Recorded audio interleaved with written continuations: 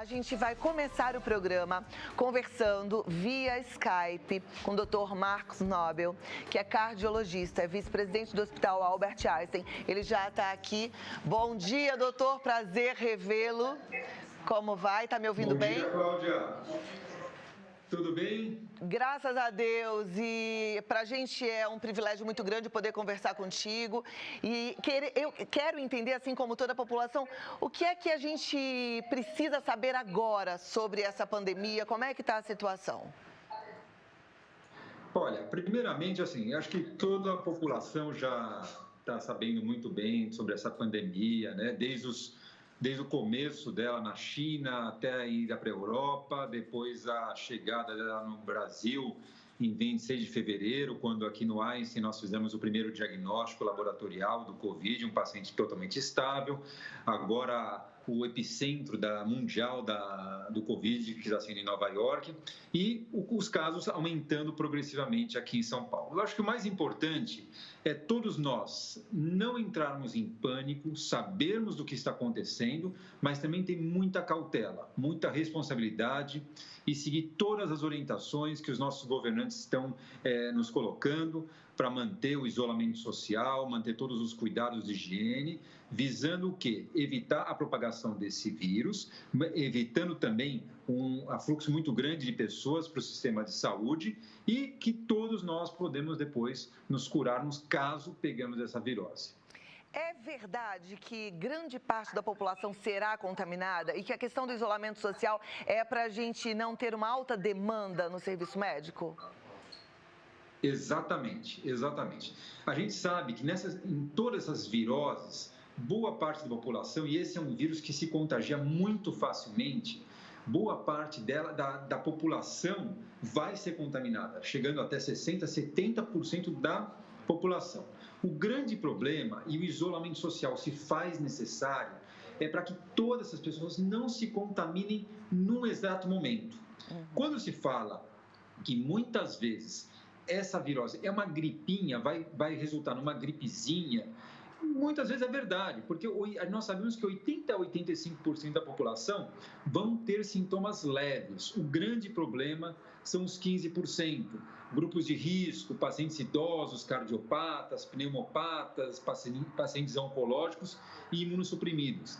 Essas pessoas têm uma tendência maior a ter complicações da doença. Então, se nós formos pegar uma população tão grande como a nossa aqui de São Paulo, 15% é um número muito grande. E desses 15%, nós sabemos que 5% vão ter um quadro um pouco mais pronunciado e precisar de um suporte de terapia intensiva.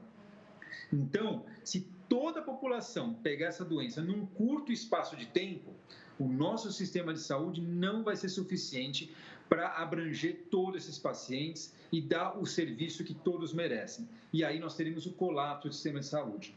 Com o isolamento social, nós conseguimos espaçar um pouco mais essa contaminação, de tal modo que quando as pessoas tiverem o problema, quer seja leve, moderado ou até grave, todos tenham acesso ao sistema de saúde. Perfeito. Você ainda há pouco falou sobre pânico, né? Que as pessoas não precisam entrar em pânico. Infelizmente, a gente tem visto pessoas muito assustadas.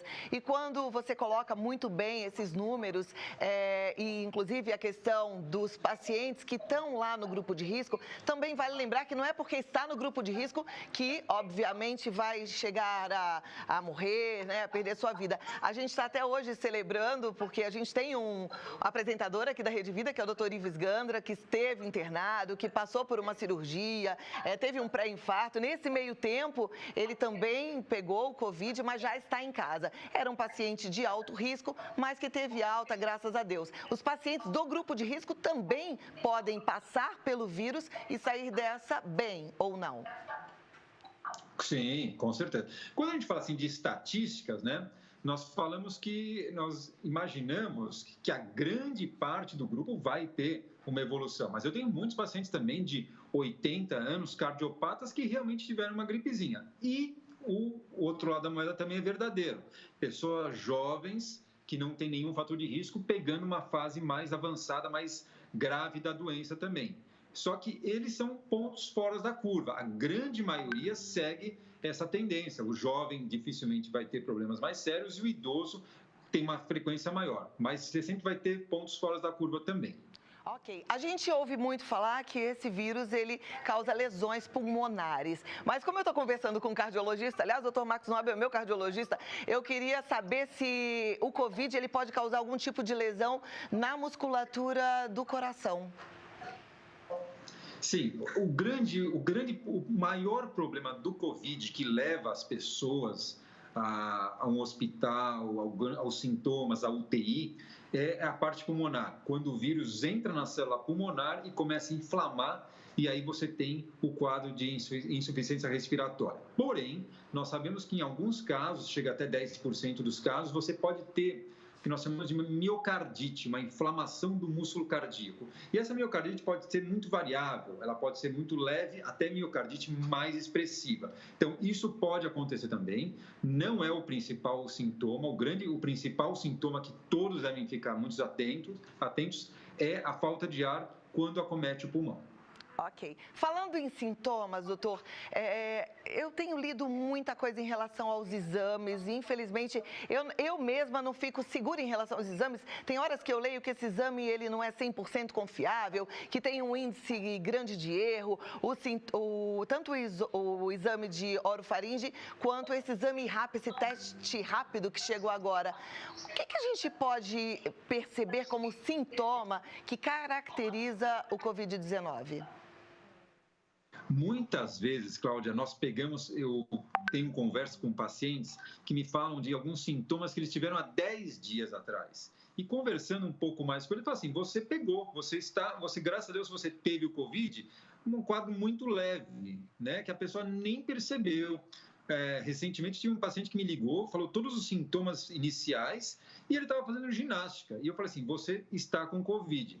Então, os sintomas eles são variáveis, mas você pode ter uma febrícula, você pode ter dor muscular, você pode ter dor de garganta, uma tosse, e um dos sintomas muito, muito comuns é a perda do olfato e do paladar. Muito comum isso aí, praticamente patognomônico de um quadro de Covid-19. Normalmente, quando você está nos primeiros dias, até o 7º dia, aquele suave nasal, onde nós coletamos o PCR para o vírus, para o Covid-19, ele tem uma sensibilidade maior. Aí você vê diretamente o vírus no exame. E agora, recentemente, estão chegando os testes rápidos, que são de ponta de dedo, em que nós vamos analisar os anticorpos da pessoa para esse vírus. Então, você tem um anticorpo de fase aguda, que é o que nós chamamos de IgM, que nesses testes rápidos tem um potencial de falso negativo muito grande, ou seja, você tem um problema, mas o exame não mostra o resultado positivo. E você pode também ter os anticorpos de fase mais crônica, ou seja, quando o organismo já tem uma certa memória para aquele vírus, que é o IgG. Então, quanto mais tardio você faz, vamos supor, eu tive o sintoma agora, e daqui 2 semanas eu faço esse teste da ponta de dedo, nós temos uma sensibilidade maior para detectar os anticorpos IgG, de fase mais crônica de memória. Então, basicamente, esses testes rápidos, eles têm muitos falsos negativos, mas tem que ser orientado por um médico qual é o melhor momento de se fazer e qual resultado você almeja ter quando você faz esse exame. Ok. E aí eu quero aproveitar para tentar entender um pouquinho essa pesquisa do plasma, agora que está ligada aos anticorpos, né? E eu tenho lido que as pessoas que podem colaborar com essa pesquisa são pessoas que deram positivo no exame de Covid, que deram positivo no exame nasal ou nesse teste rápido. Como é que é isso? Então, seguindo doenças pregressas em que foram feitos essa coleta de plasma de pacientes convalescentes de algumas viroses e utilizada posteriormente em pacientes graves, foi feito um protocolo em que aqui o Einstein já está dando andamento a esse protocolo, que é a coleta de plasma de pacientes convalescentes e que esse plasma é processado e administrado posteriormente em pacientes graves, enfermos que estão na UTI. Isso tende a ajudar essas pessoas, através dos anticorpos desses pacientes, para o paciente da UTI poder ter uma recuperação um pouco melhor. Para esse protocolo específico, o resultado do suave nasal tem que ser positivo. Tá? Então, todas as pessoas que tiveram Covid-19 já estão praticamente normais, tiveram um swab positivo, PCR positivo para Covid-19, esses sim podem entrar. Então, quem tiver a intenção de doar o seu plasma para ajudar o próximo, pode entrar em contato, por exemplo, aqui no banco de sangue do Hospital Albert Einstein, que vai ser dado todas as explicações técnicas de como é o processo para a doação. Perfeito. Doutora, as pessoas que foram contaminadas, que tiveram esses sintomas, mesmo esses sintomas que foram característicos de uma gripe leve, elas podem se considerar curadas? Elas não pegam mais o vírus? Elas contagiam outras pessoas? Como é que é isso? Cláudia, esse é um grande problema. Como é um vírus novo, quer dizer, essa mutação do vírus é uma mutação nova e nós já estamos tendo algumas outras cepas se formando, porque uma característica do vírus é que ele vai se mutando. Você pode ter realmente uma imunidade transitória. Infelizmente, essa imunidade não é que nem, por exemplo, da hepatite B ou da hepatite A, que quando você teve quando criancinha, quando você vai ter 70 anos, você faz os anticorpos, eles estão lá e você é imune à hepatite A. Então, nós não sabemos qual é a duração da imunidade e também como que é essa imunidade. Se é uma imunidade total, parcial, para uma cepa, para mais de umas cepas. Então, a pessoa que teve, ela pode fazer o teste rápido, onde vai aparecer aquele IgG. IgG sendo positivo, que é o anticorpo de memória, essa pessoa ela vai estar imune. Agora, até quando? Infelizmente, nós não temos essa resposta. Torcemos para que essa imunidade dure até o momento em que as vacinas comecem a surgir e aí sim conferir uma imunidade para toda a população, para que nós barramos o crescimento desse vírus. Então, eu vou aqui para a tela para acompanhar as perguntas e vou fazendo para você, tá bom? Claro. Então, vamos lá. Aqui, vamos, não se identificou, ela diz, tenho cardiopatia hipertrófica, tenho que usar máscara ao sair? A questão de você, veja, nós sabemos que os cardiopatas têm o maior risco de contrair, de adversidades e gravidade quando contraem o Covid-19. Então, a depender do lugar onde ela vai, ela tem que usar máscara. Por exemplo, qualquer lugar com aglomeração, primeiro que assim, sair só para o necessário. Mas se tiver que sair, usar máscara em qualquer lugar que tenha aglomeração, sim, para você evitar o contágio. Perfeito. Vamos lá para a próxima pergunta. É da Bianca, ela é de Santa Bárbara. Gostaria de saber quanto tempo o vírus demora para se manifestar e se é verdade que tomar chá, bebidas quentes ajudam. Então, o período de incubação da virose ou de qualquer outra, mas dessa especificamente, pode variar até 14 dias. Então, se você teve um contato, você pode manifestar a doença e os sintomas em até 14 dias. Geralmente, a grande parte dos sintomas a gente costuma ver entre o quinto e o sétimo dia. Porém, até 14 dias é possível. Agora, boa parte desses vírus, eles podem ficar na rinofaringe, nasofaringe, orofaringe. Então, às vezes, fazer gargarejos pode ajudar a eliminação do vírus.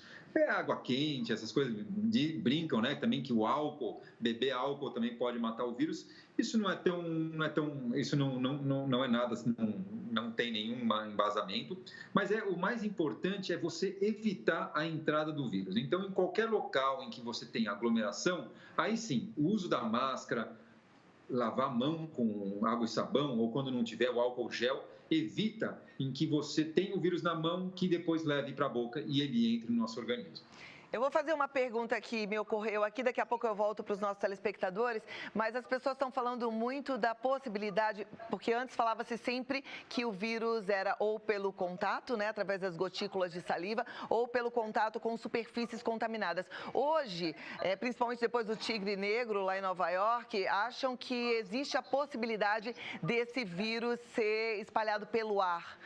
Isso está comprovado? Como é que está sendo feito esse estudo? Então, depende. Por exemplo, o grande problema dos ambientes de UTI, em que o paciente é submetido a alguns procedimentos, tipo intubação, aspiração das vias aéreas, tudo, em que o paciente tosse, nós sabemos que o ar inteiro ele pode ficar contaminado. Por isso que boa parte dos profissionais de UTI, eles, quando não estão 100% bem aparentados, ou mesmo bem aparamentados, eles podem se contaminar. Então, o vírus ele fica um pouco no ar. É óbvio que estou falando de um ambiente de UTI. Você está num elevador, de repente uma pessoa contaminada tosse e logo em seguida entra uma pessoa, aí sim ela pode contaminar, mas não é assim que na rua o vírus está passeando pela rua. Aí não, é mais em superfícies mesmo. Ok, vamos lá, de volta para as perguntas. Deixa eu só abrir a tela aqui. Da Maria, gostaria de saber um pouco sobre o estudo em pacientes com cloroquina e azitromicina. A pessoa que já pegou o Covid-19 pega novamente? Quer dizer, ela fez duas perguntas. Vamos primeiro, então, responder a Maria sobre a cloroquina e a azitromicina. Queria a sua opinião, eu sei que é controversa essa opinião, cada médico pensa de uma forma e pessoas que nem são da área médica estão dando seus palpites, né? Mas qual seria a sua opinião, doutor? A questão da cloroquina e da azitromicina é um assunto extremamente controverso e, na minha opinião, ele está sendo meio politizado, né? Veja, todos nós da área de saúde, e quando nós vamos entrar com a medicação para pacientes cardiopatas, pneumopatas, nós somos embasados cientificamente. Por exemplo, para dar um remédio de colesterol para uma pessoa que já teve um infarto, nós tivemos inúmeros estudos com milhares de pacientes mostrando a eficiência do remédio e a segurança desse remédio. A partir daí, nós podemos administrar essa medicação com segurança. Na questão da cloroquina, nós já tivemos vários estudos mostrando, estudos assim, observacionais, mostrando, em alguns casos, benefício. Mas a gente não tem dados robustos para falar assim com segurança. Usem a cloroquina, usem a azitromicina em tal situação que vai ser benéfico e ela é segura. Baseado nisso, o Hospital Albert Einstein está capitaneando um estudo multicêntrico com 70 UTIs aqui no Brasil, em que vão ser avaliados mais de 2.000 pacientes que vão fazer uso da cloroquina com azitromicina em diversas situações. E a partir daí, aí sim, nós vamos poder chegar e dar para a população dados científicos robustos se é seguro e se é eficaz. A partir daí que nós vamos ter uma decisão mais concreta a respeito dessa situação. E uma pessoa que já pegou o Covid-19, ela pode pegar novamente? Aquilo que eu falei, né? Nós ganhamos uma imunidade que nós não sabemos como que é essa imunidade e por quanto tempo vai durar essa imunidade. Alguns relatos já mostraram que pessoas pegaram pela uma segunda vez, mas isso daí é extremamente raro. Hoje em dia, pelo menos num período mais curto de tempo, essa pessoa vai estar imune, mas nós não sabemos por quanto tempo vai ser essa imunidade. Se Deus quiser, quando a virose já vai passar. Muito bom. Doutor, para terminar, eu tenho uma pergunta. Aqui em São Paulo, tenho visto em algumas praças que continuam abertas, mas através da televisão eu tenho visto no Rio de Janeiro, nos calçadões, as pessoas praticando esporte. A gente sabe que é importante, a gente precisa praticar esporte, mas com que distância as pessoas podem, por exemplo, num calçadão, correrem, porque elas passam, às vezes, muito pertinho uma da outra? Então, a rigor, de 1 a 2 metros você tem que ficar à distância das pessoas. Eu sou um pouco radical, Cláudia, nesse aspecto, pelo seguinte: nós temos que respeitar as ordens dos nossos governantes. Se foi feita essa ordenação, pelo menos aqui na nossa cidade de São Paulo, foi baseada em estudos, a avaliação e opinião de especialistas a esse respeito. E, ao meu ver, você vai me perguntar, numa rua vazia, numa praia vazia, eu resolvo passear com a minha esposa. Teria algum problema? Ela está morando na mesma casa, nós estamos isolados juntos. Não teria problema. Porém, se todos pensarem da mesma maneira, aí que vão surgir as aglomerações. Então, eu sei que a atividade física é muito importante, você sair, tomar sol, é importante e é saudável. Porém, nós estamos no momento de isolamento. Nós temos que manter a quarentena. Essa quarentena, aparentemente, está mostrando resultados. Acho que o governo assim, estadual acertou nessa solicitação, está mostrando resultados e essa quarentena é para beneficiar a todos, a toda a população. Vamos aguentar um pouco mais para depois a gente poder estar livre para poder passear, abraçar os amigos. Eu gostaria muito de ter ido aí quando você me fez o convite, estar junto de você, mas é a situação. Nós temos agora todo mundo conversando por Zoom, pelo Skype, mas se Deus quiser, logo, logo nós vamos vencer essa batalha e vamos estar todos juntos, felizes e comemorando mais uma vitória nossa. Bom, muito obrigada. Só para terminar, o consultório para quem é cardiopata precisa do cardiologista, ele está funcionando? Ou nesse momento o coração tem que funcionar perfeito, não pode chiar? Como é que é isso? Sabe que isso é muito importante que você falou, né, Cláudia? Veja, pelo menos eu estou na minha rotina normal, muitas pessoas que precisam fazer um check-up, nós postergamos, mas pacientes que precisam ser atendidos, nós estamos atendendo normalmente. Inclusive, teve um estudo muito interessante mostrando que em Nova York teve um aumento de 800% em número de paradas cardíacas domiciliares. Ou seja, as pessoas com receio de sair de casa, elas estão minimizando os sintomas cardíacos, uma dor no peito, uma falta de ar. A pessoa não sai de casa para isso. Então, se você tem algum problema cardíaco ou algum outro sintoma, não hesite em ligar para o seu médico e muitas vezes ir até o serviço médico, porque você pode estar com um problema mais sério. Então, qual a minha sugestão? Entre em contato primeiro com o seu médico. Divida com ele quais são os seus sintomas e o risco-benefício de você sair de casa. A partir dessa decisão, se precisar, vá ao seu médico, você vai estar saindo de casa, não aí é um shopping, você vai, pode ser com a sua máscara, você vai ser atendido e você vai evitar as doenças corriqueiras. A vida segue. Nem toda doença é o Covid-19. Muitas pessoas vão ter suas fraturas, problemas abdominais, problemas cardiológicos, e nós temos que tratar de todos esses problemas enquanto estamos nessa pandemia. E os problemas cardiológicos têm que também aumentar. Existem inúmeros empresários, comerciantes que estão extremamente estressados com a situação econômica do país. E isso daqui, como nós sabemos, pode ser um fator de risco para problemas do coração. Então, divida com o seu médico se você deve ou não fazer um exame, sair de casa e para ter essa segurança que a sua saúde está em ordem. Muito bom. Muito obrigada, doutor Marcos Nobel. Um abraço para o seu querido pai, doutor Elias Nobel. É sempre um prazer muito grande falar com você, viu? Muito obrigado, Cláudia, pelo convite. Um abraço para você, para todos os seus telespectadores. E, se Deus quiser, nós vamos estar juntos aí. Com certeza. Obrigada. Tchau, doutor Marcos.